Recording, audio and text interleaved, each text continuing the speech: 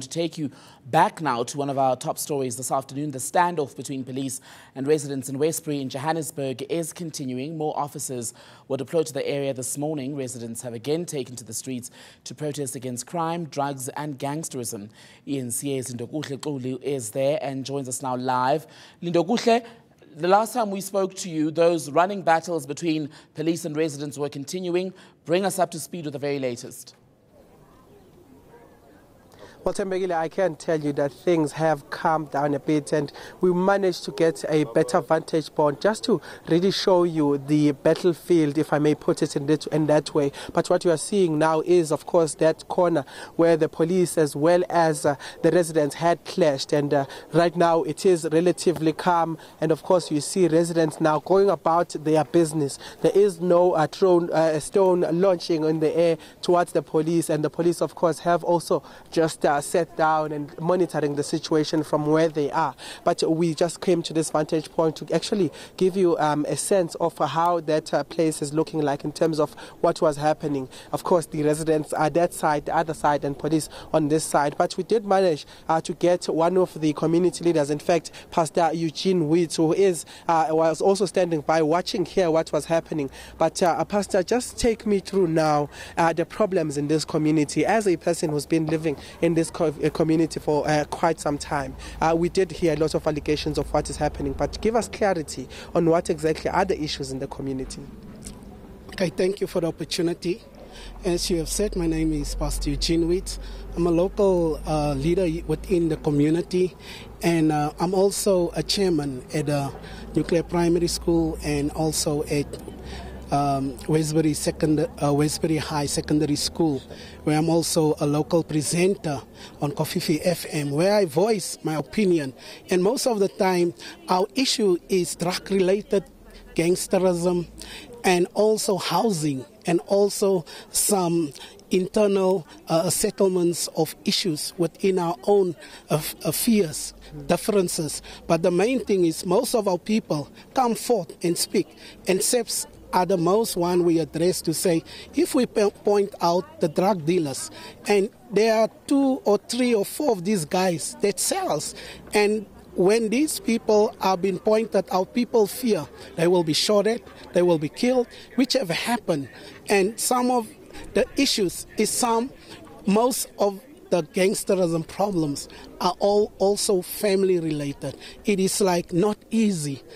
I know my family, that family is involved. But however, it is more, we want peace to say innocent people are getting hurt. Innocent people are being used. Last night in front of my home, they were shooting. And my daughter woke me up, said, Daddy, they are shooting. And I said to her, I can't go out, and so forth. So we live under these strains. And some of the community people say, you pastors should do nothing. I'm staying in the community. I feel the pressure. A bullet came right in my house and go over my head some time ago when they also have some shootouts. So these are strains we are living under.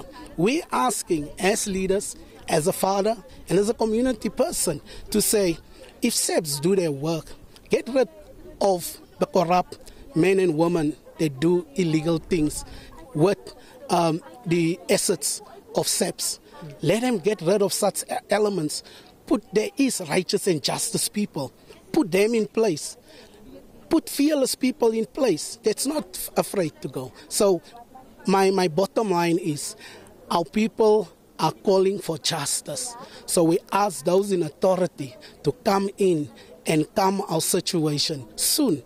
The leaders and the people that call and what we are seeing were not supposed to be, because meeting and marches and prayers and everything we have done over this time period, nothing has been happening. So all I'm saying, can our people and can the authorities come in as they have come in, but not only for a short space of time, only for a week, then they're gone and the shooting start again. So last and least, that little girl that was shot, she's at a local school. The man that was shot, his children was at that school. So on both sides, right and wrong have been done. But always saying, let these people respect the bypasses, our families. let our children live and play again afresh. We fear God. I mean, Mr. Eugene, speaking on that just very quickly, speaking on the children, I mean, you did say you are a chairman in both these schools, the high school and the primary school and nuclear primary school, but what has been the effect now on these children? I mean, and what also have you made in terms of provisionary measures to ensure that these children are safe? Because we understand that this is a problem that has been going on for quite some time, but what are the schools doing to provide for rather safe passage and all of those things and ensure that children are safe in the community, seeing that we have this problem? Okay, I attended a meeting last year where the MEC, Lisufui, Nazar actually spoke and informed us. We had a ministers meeting early this morning, and I also informed them what the MEC said to us. So what's been happening within our schools? As I said, I'm the deputy chairman at the high school and the chairman at nuclear primary. So my involvement in the schools, where I literally see that our problem starts in our homes. If the parents can control themselves and take charge over ill discipline, we won't sit with the problems that we are sitting. Disrespect of teachers, disrespect of authority. It starts at the home. If I don't teach my child proper manners, respect for authority, respect for education. So all I'm saying, if we can just count on those that are in charge and let them do and instruct the workers who's supposed to do their job within the communities and not bias. We're not asking anyone to be biased, but we ask for justice. All right, Mr. Eugene, thank you so much for that account. But a first-hand account really of a parent, a pastor living in this community and what they experience on a daily basis. And I mean, if I can just say a few of what he said, he did in fact mention that his daughter yesterday said, "Daddy, they are shooting again," and really there's nothing that they can do as well to protect their families except to remain in their houses. But what I can tell you right now, I'll show you just again, the situation is calm at the moment, and we see a bit of cleaning up in fact from residents that live in front of the houses that were just near the action. But it seems that residents have taken a step back and they are back from towards the community, and no one is actually engaging with the police right now. The police are on standby and looking and watching what is happening at the moment. But what I can tell you is that it is calm at the moment. We will be trying to get a sense of what the community members will be planning moving forward, because we understand